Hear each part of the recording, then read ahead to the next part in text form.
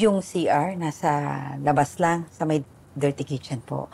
Kung gagamit kayo, medyo mag-ingat. Silip-silip muna kasi baka may tao, no?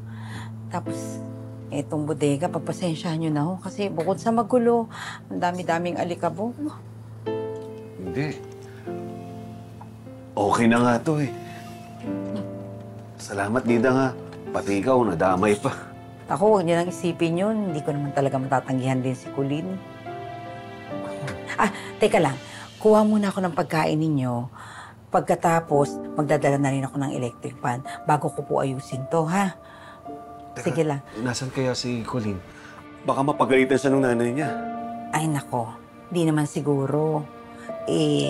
Kung malulusutan niya yung pag-alis niya nang hindi siya nagpaalam.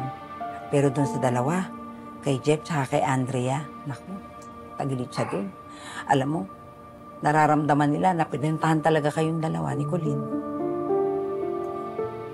Bas muna ako, ha?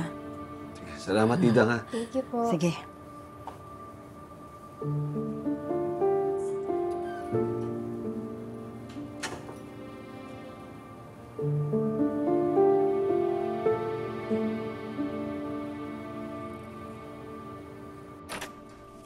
Hindi ka talaga nakikinig, no? Hindi lang ako tsaka Ate Andrea may binabastos mo pati si nanay, ha? Saan ka ba galing? Oh, tinatanong mo pa. Eh di dun sa tatay niya. Oo, pinuntahan ko si tatay. Tigas talaga ng ulo mo, no? Sus ka talaga eh. Andrea! Nag-usap na tayo, hindi ba? Eh bastos naman talaga yung bunso mo na eh. Kita mo hindi sumusunod sa'yo, walang respeto. Eh di sorry ate, kung nakakabastos sa inyo ni kuya yung pagpunta ko kay tatay. Nay, sorry po na disrespect ko kayo. Pero okay na po ako. Nakita ko na po kasi si tatay eh. Nakausap. Nayakap. Natupad na po yung pangarap ko.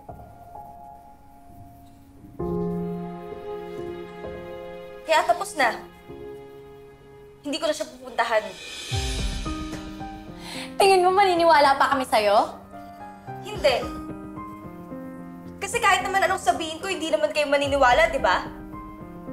Kung ganun, edi, better na nga lang if puntahan ko na lang siya. Yan ang wag na wag mong gagawin, Colleen! Subukan mo!